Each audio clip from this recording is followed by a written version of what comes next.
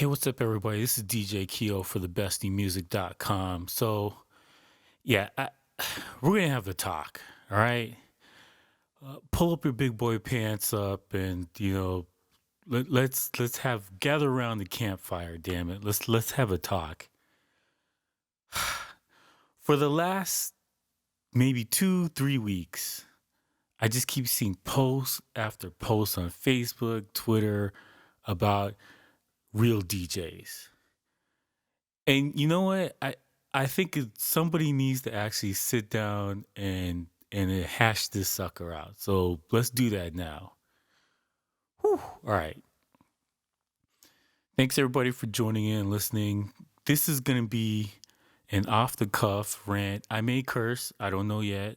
This is straight off the top of the dome right now. Just some feelings. So a little background information about me. I started DJing on vinyl, only vinyl. I didn't start using a computer until a couple years ago. Um, I've been DJing 20 years now. I know if you look at me, you're like, what? At least 20 years now I've been DJing. Parties, clubs, radio, all that shit. Okay, there's two sides to this coin, right? I understand where people are coming from, and not so much the purists, but just people who've spent money being a DJ. Because here's the thing: when I started being a DJ, music cost $8.99 in Toronto or in Canada, where I came from. Singles were $8.99. I spent $8 just for one damn song and maybe an instrumental if I was lucky. One song, $8. So you can imagine you had to spend a lot of money just to build up your library, just to have enough songs to do a party. Like, it was an investment. Like, you basically put your heart and soul into this. Like, other people buying jeans, look at these Jordans, look at that. I was like, I gotta go to a record store, I gotta buy more records. I need more records. I didn't get the new songs out. So you it was an investment, right? Being a DJ wasn't I woke up one morning and I was like, hey, I'm gonna be a DJ today. And that was it. I'm a DJ now. Like, let me pull out my phone. Look at me. I'm a DJ. It was none of that. Being a DJ was an investment. You had to buy your own equipment. You had to buy your own music. There was no, I can download music from the corner store somewhere. Like, there was no way to get music unless you paid for it, right? And there's no way to be a DJ unless you invested your time, energy, and effort into it. And it was a big ass commitment. Holy shit. It was a big commitment. Like, you didn't decide one day, like just off the cuff, like, hey, I'm gonna be a DJ. Let me start spending all of this money, thousands of dollars on vinyl that I may or may not be able to play at a party or whatever. Like, you didn't just do that because you felt like it or it was cool. You did that because you fucking loved music. That's why you did it. That's it. It wasn't, and the thing about being a DJ wasn't the thing about, oh, I'm getting girls. Oh, there's so many girls in the DJ booth. It was so great. Being a DJ is lonely as hell. Listen, I cannot count the nights that I was leaving a club or I was done my set and I had to sit on my records. So I'm in a club and I'm sitting on a crate of records because if I left it, these other dudes would steal my records or somebody just walk off with it, and that's thousands of dollars I lost, like, just gone. So there was no fraternizing, no pulling my laptop in a case and throwing it in my backpack like, hey, what's going on? Like, I couldn't do that. 2-3 crates of records, I had to sit on them till the night was over, and then I'd get help and go carry that stuff out to the car by myself or with my boys. That was it. That was my night. There's no, hey, it's a party, yeah. No. My night was sitting on records. So, like, from a purist standpoint, like, I get where people are coming from when they're like, yo, you're not a real DJ if you didn't play on vinyl. Like, I understand. I totally get it. But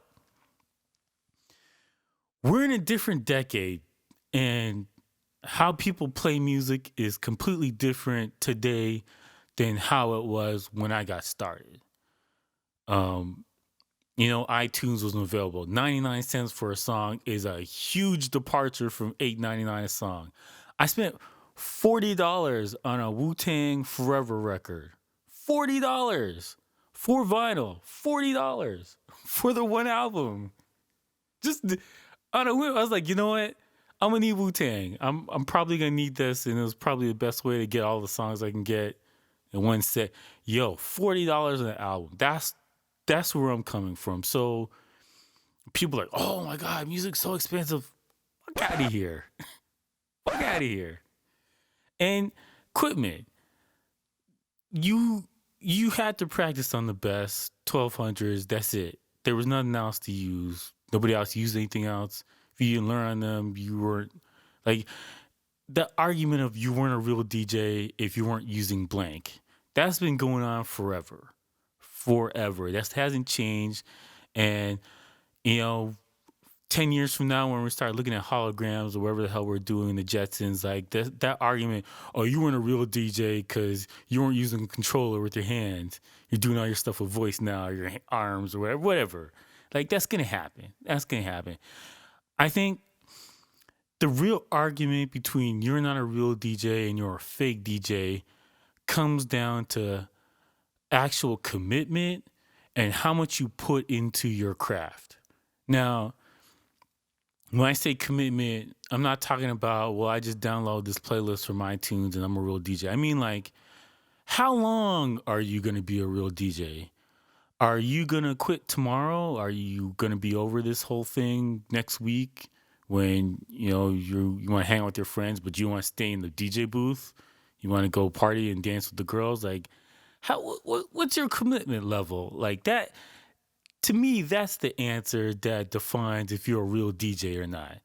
Because I'll be honest, being a DJ and being in a DJ booth when knuckleheads are coming up you asking stupid requests and just people trying not to pay you and all this other crap. But once you go through that, I think that your outlook and how long you plan to keep this up completely changes, like overnight, instantly. Whether you really about this life or not, that'll change. And only a few people have kept up over some time, like just gone with it through thick and thin.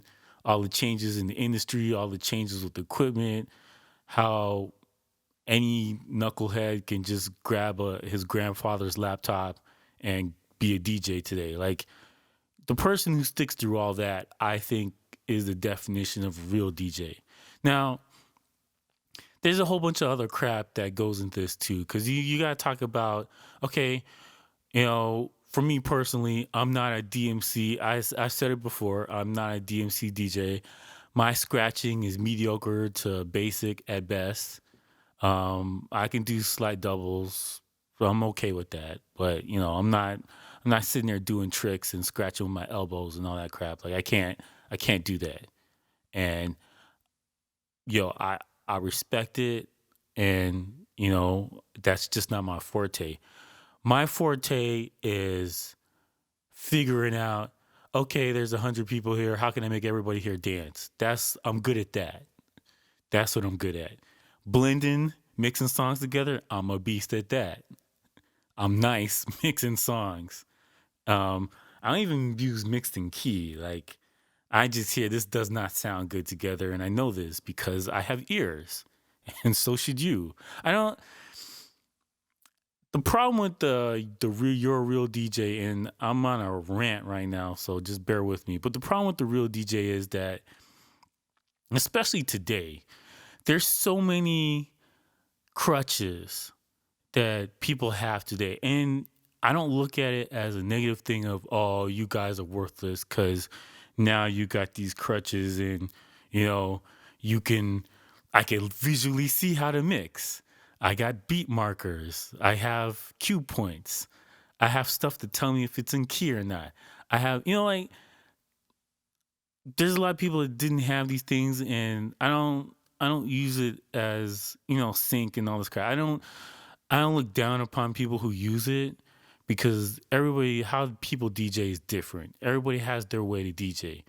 I have been known to press the sync button from now time to time, and I play on vinyl for many, many freaking years. And it's not because I can't be bothered with mixing, because most of the time I don't use sync at all.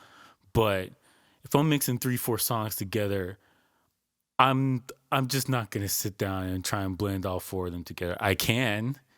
My ear is attuned to that after so many freaking years of DJing that I can hear it, but I just don't feel like it. And I think A-Trak, he's kind of the same way because he was like, I think he talked out about, people are like, oh, you're not a real DJ, and he's showing people you can scratch on CDJs and and sync and all stuff like that. He's like, these are tools. These are tools to make you a better DJ. This doesn't separate you from other DJs as not being real or not. And I think just a couple weeks ago, there was this big dust up with I forgot the name of this group. Um Creesh, I forgot their names. There's this house group, and I think Dead Mouse was kind of clowning them, and I think I've heard stories about why people don't like them, so I'm gonna just leave that as is. But like, there's a big thing about people were looking at them on stage, and it looked like their stuff wasn't plugged in, and they say, "Yeah, it was. We just used it a different way." And you know what? I'm not gonna get into that. That's fine. That's fine. What I am gonna get into though is there's this story, this unbelievable story about this female that and it's not knocking women that are DJs. There's amazing women DJs out there, but there's this lady. She's a journalist, and she conspired with her friend to, I think, for shits and giggles. I don't really, her story of explaining why she did it doesn't bear out. I don't get it, but whatever. So she decided she was going to be a DJ, and basically, she didn't know how to DJ. She had no idea how to pick music, all that stuff. So basically, her friend who was a promoter, kind of helped her put her playlist and her music together, and got her gigs. So this girl, who's a journalist, woman, sorry, who's the journalist, he doesn't know anything about DJing, was on main stages at festivals and was pulling in like $1,200 a night doing parties with somebody's premix. And okay, you could look at that and be like, okay, you're not a real DJ. And to me, that's fair. I actually want to talk about this a little bit longer and probably make another video about it, but like, it is so crazy. And the thing that freaks me out about, I shouldn't say freak me out, but like, the thing I find most shocking about it is how little anybody wants to touch this light pole. This pole is the kiss of death because I think it exposes the industry for how easy it is to DJ today, and basically how there is nothing. The entry point from you getting to the sound stage basically comes down to who you know rather than how good you are. And I come up in an era, that's when I started DJing, I came up in an era that how good you were was more important than who you knew. That's, and honestly, that's how I feel about it. I hate all these mediocre people. I shouldn't say I hate, but I dislike the fact that there's a lot of mediocre people who are taking the limelight away from people who are a little bit more talented than other people. But that's a whole other discussion, and I'm not getting to that. But anyway, so we're talking about real DJs. So somebody who just had a friend and they're playing a premix, fuck you. You're not a real DJ. All right, fine. I'm okay with that. I'm fine with that. And also to the people who um you're undercutting everybody and you're doing parties and events for free just to get you, fuck you too. Um but everybody else I'm fine with. You're in your home, you're in your bedroom, whatever, and you mixing your stuff together on your little controller, you got turntables, whatever in your bed. Yo, peace out to you. You're a real DJ in my eyes. If you didn't even learn on turntables, you learned on CDJs. Yo, you're a real DJ in my eyes. If you use a controller, you're a real DJ in my eyes. Like, it's not about what you use. To me, it's how you use it. I know that sounds like it's the emotion in the ocean, whatever that crap is. I don't know. That's a yeah. Anyway, so to me, it comes down to how you DJ, what you DJ. I shouldn't say what you do, but like how you DJ and your commitment to DJing. That makes you a real DJ. And that's my rant. If you like the video, please like and subscribe. I'm gonna rant more because people tend to like these. I don't know. Happy holidays, Christmas and crap, yada yada yada. Please like and subscribe. I'm gonna make more videos. Peace out, bitches.